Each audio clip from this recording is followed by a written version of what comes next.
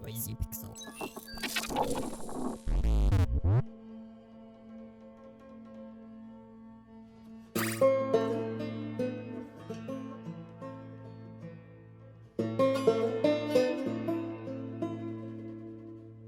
Throughout the existence of video games, we've become accustomed to elements of adventure that reminds you that you're playing a game, whether that's in graphical design or over-the-top story. The developers at Naughty Dog don't seem to be okay with this concept seen in their newest release, The Last of Us Part 2. Every inch of this game was crafted to insert the player into this post-apocalyptic world and guide their emotions through this narrative of survivors. While the environments are something to marvel at, the pacing will keep you grounded in a constant state of recognizable scenarios and repeated strategies.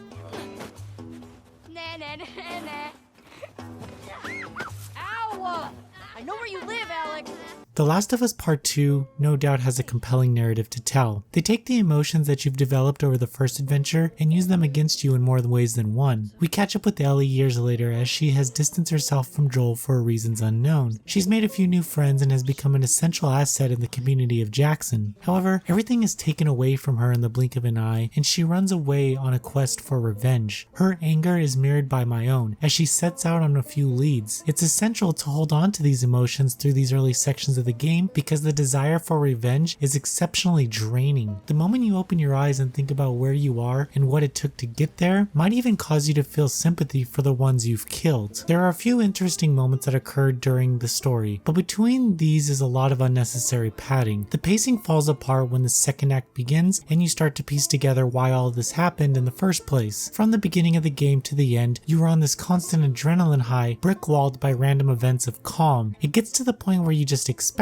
it, and this ends up hurting the more powerful moments because you are so used to it. However, when the third act kicks in, you are in for some of the best moments of video game storytelling and gameplay that I have ever encountered. You begin to realize your place in the world. Ellie and Joel are very similar in their roles as protagonists. You aren't sure if they are good or bad, and the conclusion expands on that wholeheartedly. Unexpectedly, you begin to feel pain for those other than Joel and Ellie, but this would have happened sooner had the story handled itself a little better. The second act introduces Abby, but it'll have you thinking, I really don't care about any of this. The elements of it could have been fine had they rushed the story sections a little more instead of having the player slog through long drawn out relationship building between characters who you don't care about. I think the biggest issue stems from the entire second act appearing like it should have been the first. Even though The Last of Us Part 2 will consistently take the controls away from you to tell its story, this is still an adventure game. Interestingly, you'll find that nothing much has changed in terms of collecting scraps and exploring the environments in this new adventure. Everything just feels more fine-tuned, just like taking apart your gun and upgrading it has a different look and feel this time around. Encounters play out a bit interestingly given the fact that you have other means of cover, but many of the strategies you learned in the first game can be applied here. The developers created these really cool arena-like areas for encounters that encourage stealth and strategical trap placement. Still, after knocking out one enemy, someone will come by and check on them and then everyone will come to you. This limits the amount of actual fighting you'll do around the level to a small section or a corner unless you are not prepared to take on a group of enemies. No matter what the encounter, I never really had an issue with getting detected. The AI is smart when it comes to pinning you down and closing in on you, but stealthily taking down everyone reveals some of the weak points in their design. Encounters just become repetitive to the point where you're begging to be caught so that you can finally use some of your weapons. The messiness of the second act creeps its head into the encounters as well, given that Abby is back to using a shiv to take out clickers, where Ellie can take them out back to back without a problem. This encourages the idea that this second act should have been played first. If that was the case, I definitely would have had more of an attachment to Abby's group. There are several new elements of exploration that provides this adventure with a sense of scale. You'll be able to walk through and explore a few city blocks of Seattle as you follow leads and find item stashes, as well as travel by boat to get to a few other areas. These moments don't overstay their welcome, but like the story and encounters, exploration becomes a bit predictable. If you put time into searching everywhere, you'll find notes, items, and crafting materials. Missing some of these might even make your experience in the game more challenging. It's fun, but most most of it feels like a proper extension of The Last of Us. It reminds me so much of the skills that I've already developed in the previous game that I was pretty much using the same gameplay strategies. But you are pushed to do more, explore more, and strategize more. The Last of Us Part 2's level design is an absolute masterpiece. These developers have created some of the best set pieces in video game history. Every room you find yourself in tells a story, whether it be in the pictures on the shelf or the scattered items on the floor. It's so hard to make your way through this game without looking at all the amazing and incredible work that this team has crafted. The audio and sound design kept the emotions high, and the voice actors provided us with a fantastic portrayal of these characters. I was crying, laughing, and yelling along with them during the story scenes. It was just an incredibly emotional experience, and thankfully everything really comes together in the end.